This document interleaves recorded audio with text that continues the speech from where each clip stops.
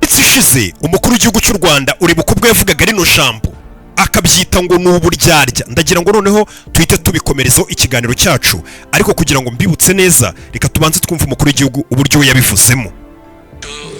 Clarify the level of hypocrisy and all kinds of stuff we have to deal with. The president mentioned the AGOA.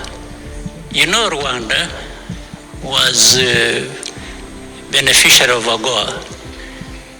Not any longer. We were struck off the list of the beneficiaries. You know the reasons? Simply because we wanted to promote, develop textiles industries here, to make our own garments, to develop. We said we do not want to have second-hand clothes. Hano umukuru w'igihugu cy'u Rwanda ngira ngo murabyibuka hano yari yicaranye n'ubundi na perezida wa Kenya Ruto William. Hano perezida w'igihugu cy'u Rwanda yari kuvuga ati murabizi ko u Rwanda rwahoze muri AGOA, atari ku bungu u Rwanda ntago rukiri muri AGOA. Ati bitewe nuko twakoze ikintu kimwe gusa cyatumye badukura muri AGOA. Ati twebwe twashatse nk'u Rwanda guteza imbere inganda n'ibijyanye no gutunganya inganda zacu zitunganya ibijyanye n'imyenda cyangwa se zikora imyenda. Tuvuga ati turashaka none natwe guteza imbere inganda zacu, mbega hashyirwa imbere ya myenda ya made in Rwanda cyangwa se imyenda yakorewe mu Rwanda. Ati ibyo ngibyo byatumye Leta Zunze Ubumwe za Amerika zidukura muri AGOA kubera yuko ngo dushaka guteza imbere ibijyanye n'inganda zacu zikora ibijyanye n'imyenda. Ati impamvu badukuyemo nuko twari tumaze kubabwira ko tutagikeneye ko bazajya batwoherereza ya myenda ya second hand cyangwa se imwe twita ngo ni caguwa. Iyo myenda ya caguwa ni imyenda iba yarambawe n'abazungu ikaza kugenda ikatwohererezwa inaha, ndaza kukubwira ibyayo n'impamvu atari na myiza. Ati ibyo byatumye Amerika dukura muri AGOA. Being dumped here in thousands of tons. Just for saying that, and later on trying to implement that, you know, they forced it upon us. They say, you must accept these second-hand clothes. And we told them no. So they say, okay, we will strike you off AGOA, which they did. We've never been returned on the list, but we never accepted second-hand clothes. And maybe Stano yakomeje abisobanura avuga ngo twababwiye ko tudashaka ko ayo matoni n'amatoni y'imyenda ya caguwa yabo bazajya baza kwishugunya mu Rwanda cyangwa se mu gihugu cyacu. Ati kubera gusa kuvuga ko tudakeneye imyenda barabiduhatirije, baratubwira ngo mugomba kwakira ino myenda ya caguwa, barabidutegeka. Ati turabyanga tubabwira hoya. Ati baratubwira ati kubwiye impamvu rero turabakura natwe turabahanisha kubakura muri AGOA. Ati kuva icyo gihe ntago twasubiye kuri liste y'ibihugu byari biri muri AGOA. Mu yandi magambo ntago u Rwanda burarwari rukiri muri AGOA. AGOA ni iki rero? Kubera iki tugaruye ijambo kandi bitwara byumvishe umwaka ushize umukuru w'igihugu cy'u Rwanda bivuga tukaba tubigaruye uyu munsi. AGOA ni ikiswe ngo ni African Growth and Opportunity Act. Aho ni mu magambo arambuye. Ni uburyo ki bwashyizweho na Leta Zunze Ubumwe za Amerika babushyiriraho ibihugu bya Afurika kugira ngo ibihugu bya Afurika bijye byohereza ibicuruzwa bikorerwa muri ibyo bihugu babyohereze kujya kubicuruza muri Leta Zunze Ubumwe za Amerika, ariko nta musoro uriho cyangwa se tariff. Yandi magambo u Rwanda ayo mahirwe ntago rwari rukiyafite, kiba ari igihombo byo, ariko nubundi ntago biba ari ibintu by'ubuntu, ntago ari ikintu buriya nubwo abenshi babona ari ubuntu, ariko ntago ari ubuntu. None uyu munsi wa none ya AGOA u Rwanda rwakuwemo n'ibindi bihugu byose bya Afurika byamaze gukurwa muri AGOA kuko Leta Zunze Ubumwe za Amerika zamaze guhagarika icyo cyitwaga ngo ni AGOA.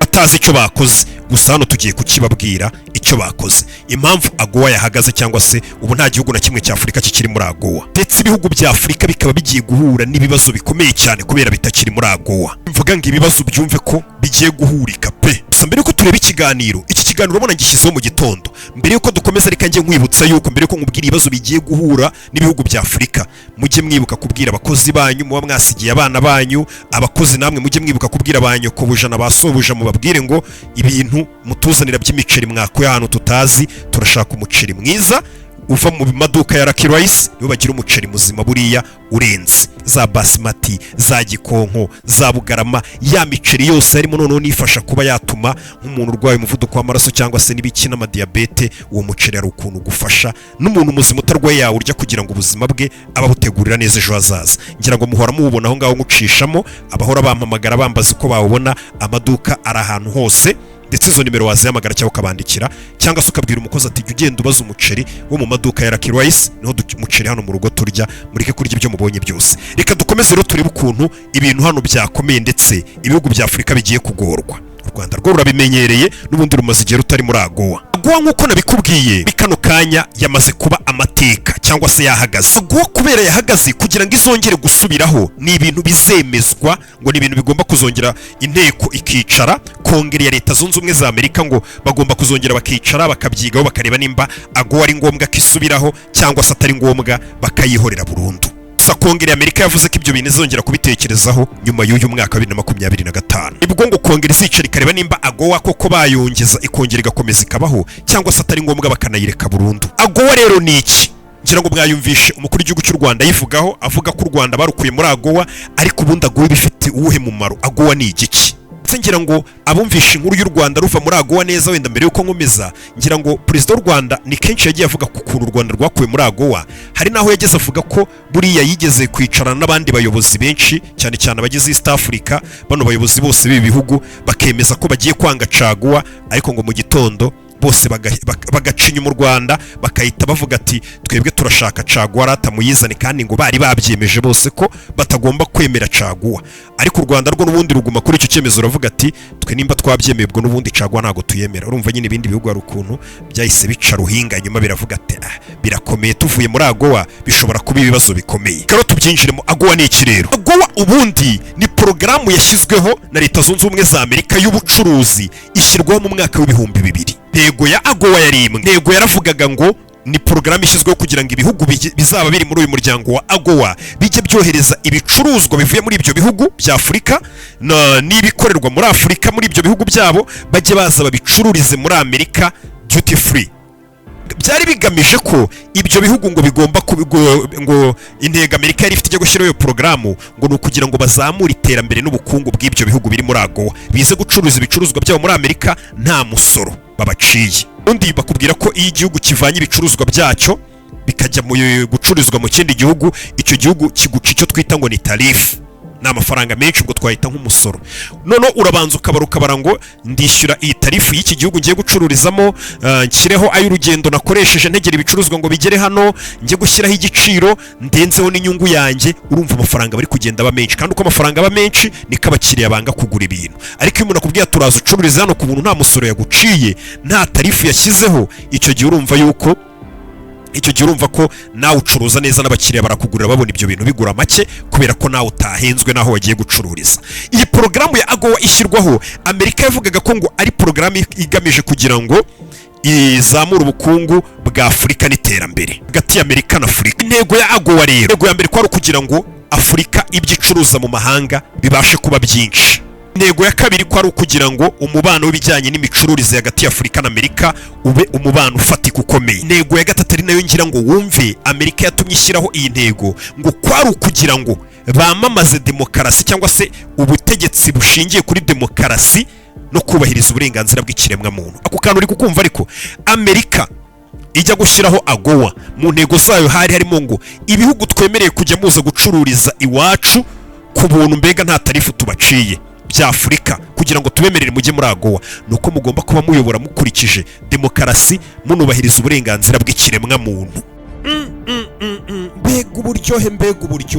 Ntuzavuge ngo wariye umuceri utarariye umuceri wa Lucky Rice. Uri umubyeyi uhahira urugo, uri umukozi wo mu rugo utumwe guhaha, genda ubaza Lucky Rice. Uyu muceri w'igitangaza wera mu Rwanda uri mu moko menshi cyane ku buryo buri umwe yisangamo bitewe n'amikoro ye. Tubafite umuceri mwiza muremure wo mu Bugarama, umugufi, basmati ibereye ibirori na brown rice, tutibagiwe akawunga keza, ifu y'igikoma ya finoli n'isukari ihendutse, byose byo mu Rwanda. Akarusho kandi ushobora no guhamagara iyo nimero ubona kuri ekara yawe bakakoherereza ibiro byose by'umuceri ushaka mu rugo iwawe, ukarenzaho inote y'igihumbi gusa. hahira kuri wa@luckyrice.com cyangwa mu maduka yacu akwegereye. Lucky, ibyiza bihebuje. Yari itegeko. Yandi magambo Amerika ubwo niyo iguhamagara nk'igihugu ikakubwira ati hari uburenganzira bw'umuntu mutari kubahiriza, hari imiyoborere yanyu iri gushinjwa demokarasi nkeya iciriritse, kubw'iyo mpamvu turabakura muri AGOA, ntabwo muri kwitwara neza. Urumva ko atari ibintu by'ubuntu. Hari uburyo kibo bakubwira ati ibi bintu turabona bitarimo demokarasi cyangwa se uburenganzira bw'abantu butari kubahirizwa, kubw'iyo mpamvu dushobora kugukura muri AGOA. Gusa nanone iyi AGOA yari amahirwe akomeye cyane kuri buri gihugu cya Afurika cyari kiri muri uyu muryango. Bakwemerera rwose kohereza ibyo ari byo byose biva mu gihugu cyawe ngo ujye kubicururiza muri Amerika. Ni amahirwe abakomeye ku gihugu. Aba ibigori bya bindi byera muri Afurika, yaba indabyo zimwe muba mweza, hari abantu bakora ubuhinzi bw'indabyo ugasanga bazohereza muri Amerika. Yaba imodoka, hari ibihugu buriya nka South Africa bikora amamodoka bikohereza hakurya iriya. Ibihugu nka South Africa usanga bikora amawayini ya meza cyane ahambaye cyane bikayohereza kuyacururiza muri Amerika nta tarifu babaciye. Urumva nyine bari ibintu byiza cyane, imbuto n'ibindi byose. Kandi ibyo bicuruzwa rero kuko biba binarenze bifite n'umwimerere, ngira ngo ukibona n'insenda zina hano ubuki bwa Afurika n'ibiki byose, iyo bigeze ku isoko rya Amerika biba ari ibintu bifite agaciro, baranabihenda. Wacururijeyo ntago wacururiza muri Afurika nyine, ba bantu nyine bohereza hanze nibwo bunguka cyane. Ibyo rero urumva banakwishyura no mu mafaranga yahafite agaciro hanini kaba karuta amafaranga ya Afurika. Urumva ryari isoko ryiza rigirira akamaro ibihugu bya Afurika biri muri AGOA.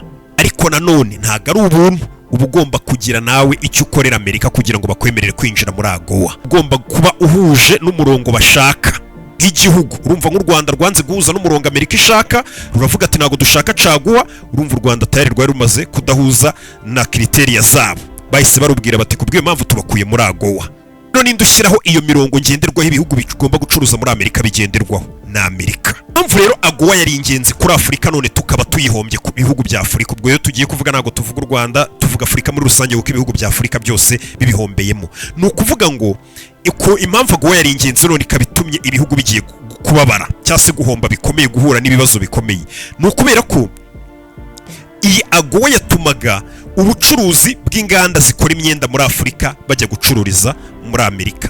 Inganda z'ubuhinzi zajyaga gucururiza muri Amerika, ubucukuzi bw'amabuye muri Amerika. Mu yandi magambo, abantu cyangwa se inganda zakoraga ibyo bintu zohereza hanze, nizo nganda zari nini zihambaye, zifite amafaranga, zifite abakozi benshi zikoresha. Izo nganda zigiye kujya zikora production y'ibyo bakoraga, babura aho babicuruza nyine, babura isoko babyoherezaho. Usanga inganda ntizikiri gukora, usanga inganda zirukanye babakozi bazikoragamo, shaka handi babigurisha kuri make, usange n'umushara abantu bahembwaga ni muke na bwise ugabanuka. Mbega uboneka ibintu byose bigiye kwita bisubira inyuma. Ushobora kwibaza ngo ese Amerika ijya gushyiraho AGOA ni urukundo yari ifite ibihugu bya Afurika bitera imbere? Yego rwose nicyo bavugaga, ariko inyuma mu gikari baravugaga bati mu gihe udahuje n'ibyo tugusaba ntabwo uzajya ujya muri AGOA. Ni ikirero gishobora kuba cyaratumye Amerika ihagarika AGOA, ikavuga ati AGOA iveho. Ni ukuvuga ngo igihugu nka kira kiba kigoye amahirwe nka Amerika kikavuga ati tubahaye amahirwe nka Afurika, mujye muza gucururiza iwacu nta tarifu tubashyiriyeho. Ariko inyuma bakubwira ati nawe uzajya ukora ibyo tugutegetse cyangwa se tugusabye, bitise natwe tugukure mu bintu byacu. Ntago ari impuhwe ntaki rwose, n'impangwe bahita bagukuramo direct. Impamvu rero ishobora kuba ngo yarabiteye, mu minsi yashize ibihugu byinshi biri mu nama y'umuryango w'abibumbye byasabwe gutora bamagana Uburusiya. Ibihugu bya Afurika byinshi byanze gutora umwanzuro birwanya Uburusiya. Ibyinshi byarifashe, abandi banga gutora umwanzuro barwanya Uburusiya. Icyo gihe kandi nicyo uba warashyiriwe, icyo gihe amajwi yanyu ababaye menshi ibihugu bigize umuryango w'abibumbye. Ni ukuvuga ngo n'inkunga n'ibindi byinshi muzi, buriya hari ukuntu igihugu kikubwira ati mu muryango w'abibumbye ntituzajya tugukenera ko udushyigikira, hari nk'icyo dusaba mujye mutora nyine mugaragaza ko mudushyigikiye. Hari n'igihe bagukuriraho amadeni rwose igihugu cyari gifite amwe namwe, bakavuga ati kubera muri kwitwara neza, muri gukora ibyo dushaka, turi gutanga igitekerezo namwe mukadushyigikira, aho turi kumwe. Ibihugu bya Afurika rero biherutse kwanga byinshi gutora kwa byanga umwanzuro urwanya Uburusiya cyangwa se ubwamagana. ibyo ngibyo ngo bishobora kuba byarabaye intandaro. Eric akavuga ati mwebwe turi kuzana polisi zacu kugira ngo muzishyigikire, twamagana umuntu mwebwe mukanga kumwamagana mukifata abandi bakanga kubishyigikira, ati kandi mwungukira mu rugo rwacu ariho muza gucururiza, none twabasaba ubufasha ngo mudushyigikire mugashaka gushyigikira undi muntu kandi tutavuga rumwe.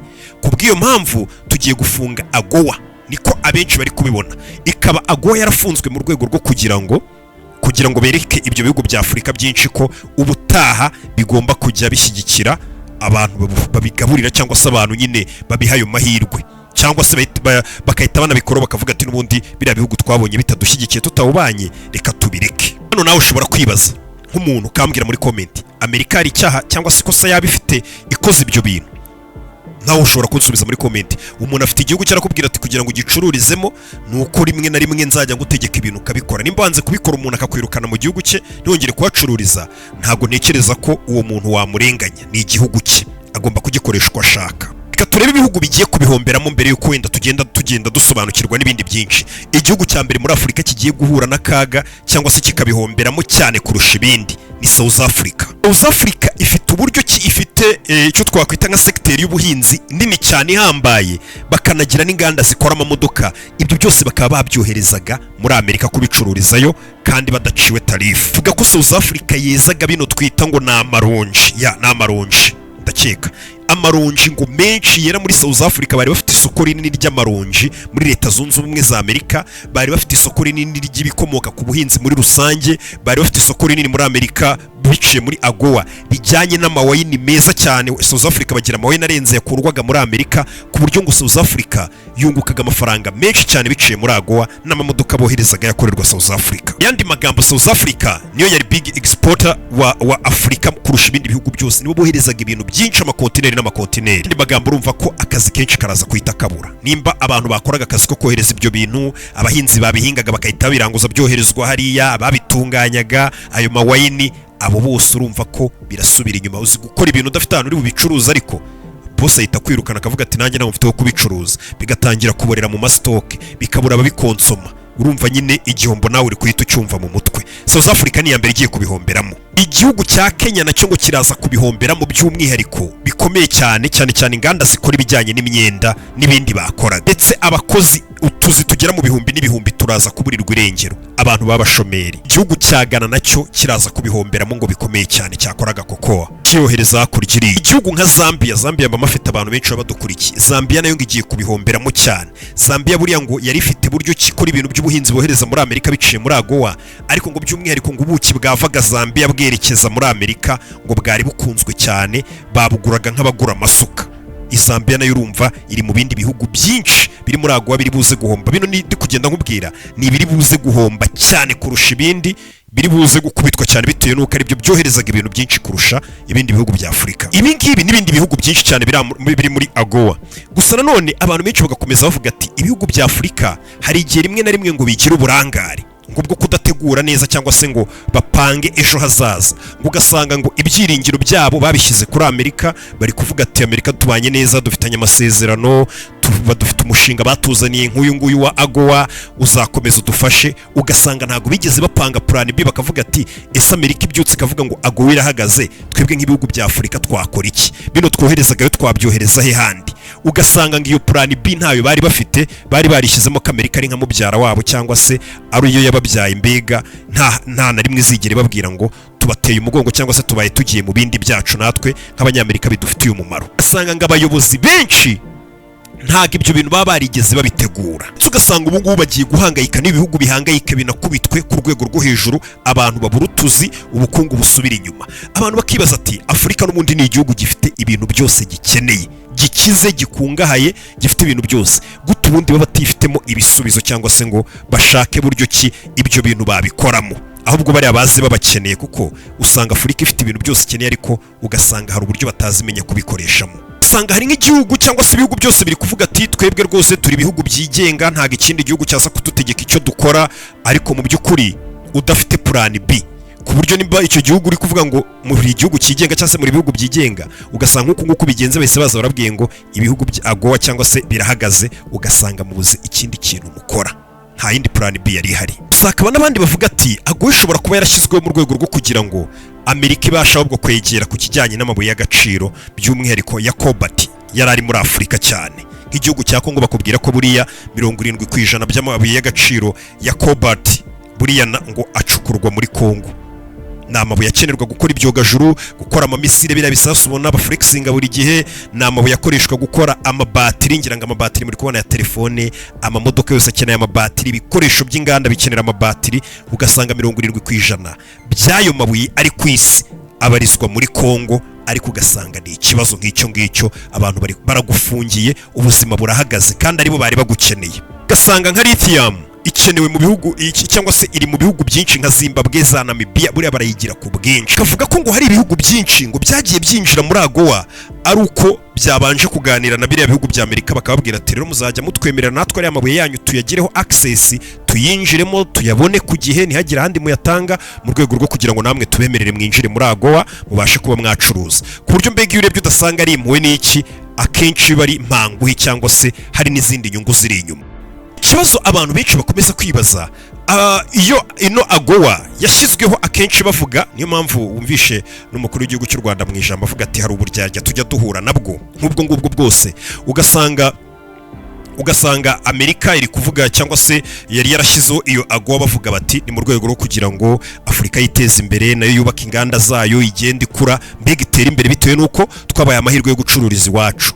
Ariko mu by'ukuri ugasanga ahubwo iyo mushatse guteza imbere inganda zanyu babakuramo. Nk'u Rwanda rwashatse guteza imbere inganda zarwo z'ibikora imyenda, rwanga caguwa, bahita barukuramo. Si u Rwanda gusa, buriya na Uganda yagezaho nayo yanga caguwa, buriya na Uganda yaje kugeraho ngaho ikurwa muri AGOA. Ahanini bakavuga ko Uganda nayo yashaka guteza imbere ibijyanye n'inganda z'imyenda yabo, nayo bayikura muri AGOA. Ariko by'umwihariko Uganda yo ngo hari n'ibindi byinshi bayibazaga. Ahanini ngo barayibazaga ati usanga mwebwe demokarasi yanyu iri hasi, uburenganzira bw'umuntu ntago mubwubahiriza. Ubwo burenganzira bavugaga n'ubuhe? Ngo ubwuko Uganda itemera abaryamana bahuje ibitsina n'ibintu nk'ibyo, bakavuga ati aho ngaho mugomba kwemera ibyo bintu. Bya bindi nyine kubwiraga ati AGOA yagiyeho ingingo ya 3 ivuga ngo demokarasi yanyu mugomba kuyishyira ku rwego dushaka n'uburenganzira bwa muntu ku rwego dushaka. Ku buryo igihugu nka Uganda kibyuka kikavuga ati twebwe ariko ibijyanye n'ubutinganyi ntago tubishyigikiye, ibi n'ibijyanye n'indangagaciro z'umuco wacu, bakahita bavuga ati ubwo ngubwo rero turabahanisha natwe kubakura muri AGOA cyangwa se n'ibindi byemezo runaka bigiye bitandukanye. Ariko kwanga caguwa ubundi ni ukubera iki? Ubundi caguwa ni iki? Ino myenda ya second hand cyangwa se zino caguwa ahantu ziva, njya mbona abantu benshi banazikunda ngo twacaguwa twabaga ari twiza, ngo twabaga dukomeye, nibyo koko.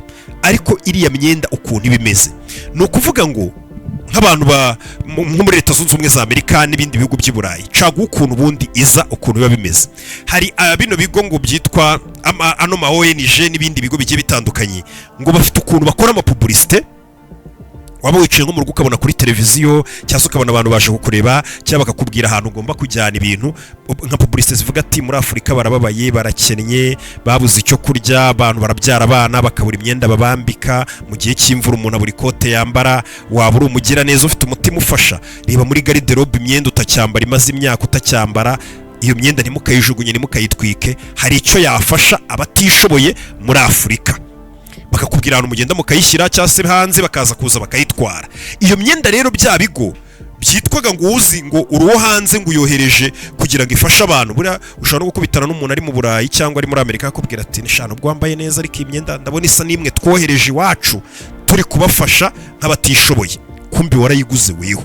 Iyo myenda rero ngo iraza yagera muri Afurika bagatangira kuyicuruza. Ngira ngo murabizi ko muyigura amabaro, mwafunguraga amabaro mukuramo imyenda, rukuntu waguraga ibaro gake gake nyine ukagenda ugasangamo imyenda. Ngira ngo abantu bacuruje no myenda yacaguwa murabizi ko kugira ngo umenye ko iriya myenda babayipakiye mu kavuyo, hari igihe waguraga ibaro ugasangamo amakoboyi, amakanzu, utuntu twose tugiye dutandukanye, ubona ko atari ibintu nyine byapanzwe. Ibyo babaga bateruye nyine byose babirundaga hamwe. Nimba umumama byutse akavuga ati akana kanjye karakuze, hari utwenda tw'impinja katacya uruhinja rwanjye iyi myenda yaragasize, iyo myenda y'impinja yarayipakiraga, iyo yasize nawe yadashisha kwambara inkweto, ibiki byose bakahita bapakira bakohereza muri Afurika.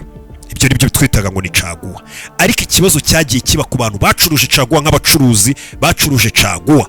Muze kuza hano muri comment mutubwire, hari igihe abantu baguraga caguwa, urumva umuntu yakubwiye ngo fata imyenda wari kuzajugunya mutacyambara muyipakire muyiha abantu, ntago wabanza ngo ufate umwanya ujye kumesa iyo myenda. Uwo mwanya ntago wawubona.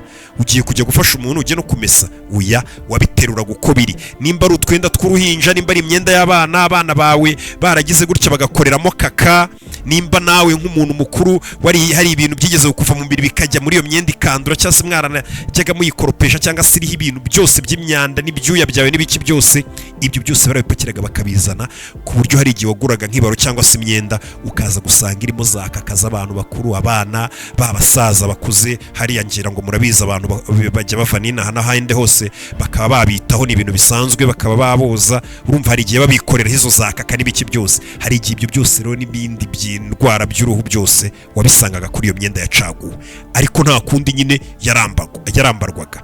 Mu gihe wenda uyu munsi none impamvu abantu benshi bagitekereza caguwa cyangwa se bayishaka hirya no hino, nukubera ko caguwa yabaga ari imyenda ya original pe ikomera iturutse mu bino bihugu by'uburengerazuba.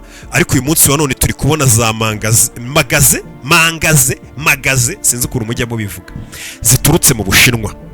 Kandi umushinwa nyine urabizi wo gukorera imyenda uhanye n'amafaranga wamuhaye.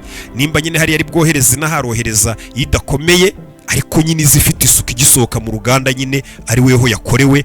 Nimba wishyuye na menshi urabizi haba hari original, hakaba karite ya kabiri na karite ya nyuma. Ubwo we biterwa niyo ushoboye kwishyura iva mu Bushinwa, ariko ukamenya ko byibura atari second hand, atari undi muntu wabanje kuyikoresha ngo nayihagaye kohereza. Ibyo ngibyo rero n'ubundi urumva ko nubwo bavuga ngo bashyizeho AGOA ngo ifashe kuzamura inganda za Afurika, ariko ntago ari urukundo, ahubwo ko ari kugira ngo ujye ugendera ku byo bashaka. Nimba hari ikintu mutumvikanyeho baragukuramo. Nimba ubabwiye ati muhagarike caguwa nitereza inganda zanjye imbere, barakubwira ati ibyo bintu ntago tubishaka. Ukibaza ngo ko gahunda kwari uguteza imbere natwe twizamure dutere imbere, tukaba tubonaho kugira ngo mudushyigikire duteze inganda zacu imbere, ahubwo muri kutwirukana. Nicyo cyagiye kiba, abantu benshi bakavuga ati ibyo bintu n'uburyarya. Reka dutegereze rero haraza kuba iki, ariko buriya haraza ku bindi plani. Abantu benshi baranavuga ati Afurika uburyo ihagazemo n'uburyo ifite ibintu bihagije, yakagombye kuba ifite indi mipango myinshi y'uburyo yakwihaza, cyangwa se ikaba ari ikenewe cyane. Twizere ko byose n'ubundi biri buze gushoboka,